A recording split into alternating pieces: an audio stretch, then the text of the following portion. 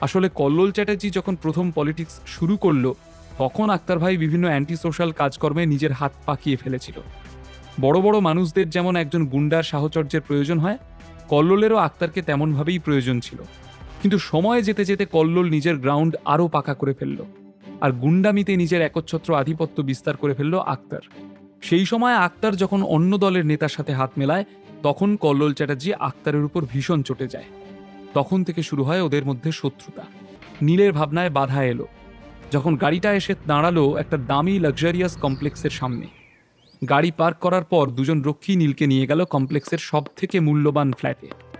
ওরা দরজা খুলে দিতে নীল ঘরে প্রবেশ করে দেখতে পেল হাউস কোট পরে কল্লোল চ্যাটার্জি একটা বড় সোফার এক কোণে বসে আছে। Welcome mister Roychowdhury. কল্লোলের অভিবাদনে কঠিন মুখ নিয়ে নীল জিজ্ঞেস করল, কি ব্যাপার, আপনি হঠাৎ সকাল সকাল আমাকে তলব করেছেন কেন? কি দরকার বলুন। কল্লোল চ্যাটার্জি কেন নীলকে ডেকে পাঠালো? ওর কি মতলব রয়েছে?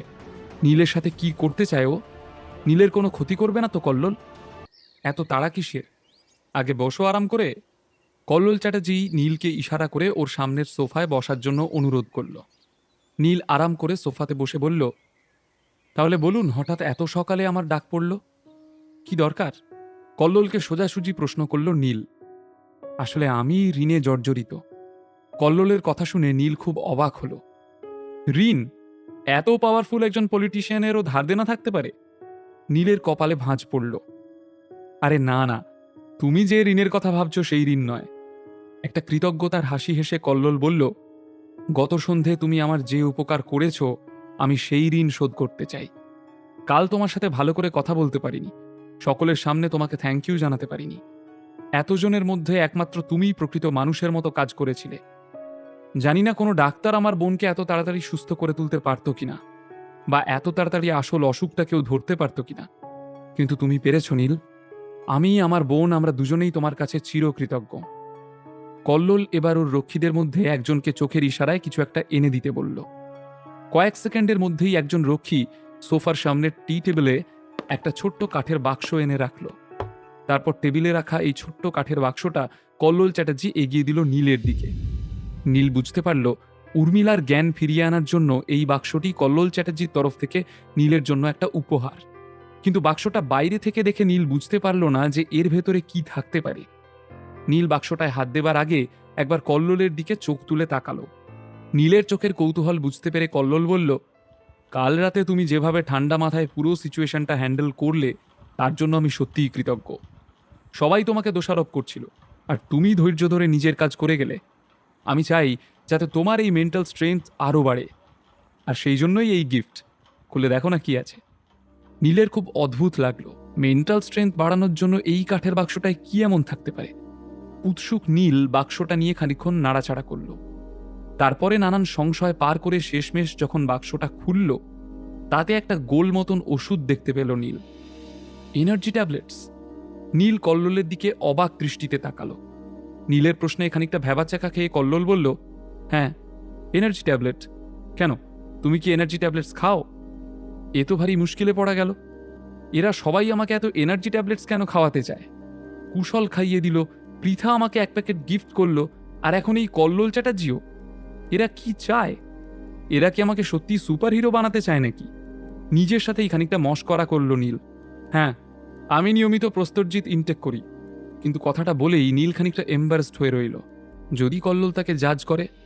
কি প্রস্তরজিৎ? আসল প্রস্তরজিৎ?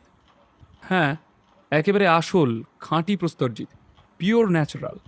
নীলের কথা শুনে কল্লোল ওর দৃষ্টি দিয়ে নীলকে মাথা থেকে পা পর্যন্ত অনেকবার দেখল, তারপর খুব জোরে হেসে উঠল। আসলে নীলের চেহারাটা গতানুগতিক। ওর পেশিতে শক্তি এবং ওর মনের জোর থাকলেও বাইরে থেকে ওর চেহারাটা দেখে বোঝবার উপায় নেই যে ওর শরীরে ভালোই দম রয়েছে। কল্লোলের হাসিতে নীল খানিক চটে গেল। নীল বুঝতে পারল কল্লোল বাইরে থেকে দেখে ওর ভেতরটা বিচার করার চেষ্টা করছে। এক্সকিউজ মি, এতে এত হাসির কি আছে? না না, ঠিকই আছে, এমনি ওই আর কি। ভালো, প্রস্তরজিৎ খাওয়া ভালো। খাও খাও, নিজের জোর বাড়াও। হাসি থেমে গেলেও তার রেশ এখনো কল্লোলের চোখে মুখে স্পষ্ট। কিন্তু আমি তোমাকে যে ট্যাবলেটসগুলো দিচ্ছি, এগুলো খেলে শুধু ফিজিক্যাল স্ট্রেংথ বাড়বে না, মেন্টাল স্ট্রেংথও বেড়ে যাবে। এটা নিয়মিত খেলে তুমি হয়তো কোনো গোয়েন্দাদের মতো ভাবা শুরু করবে, এতটা শার্প হয়ে যাবে। কল্লোলের চোখ চকচক করে উঠল। আর এত দামি উপহার আমি যাকে তাকে দিই না নীলবাবু। কালকের উপকারের জন্য আমার তরফ থেকে তোমার জন্য এই উপহার, রাখো এটা। আর যদি আমি এই গিফটটা নিতে রাজি না হই তাহলে?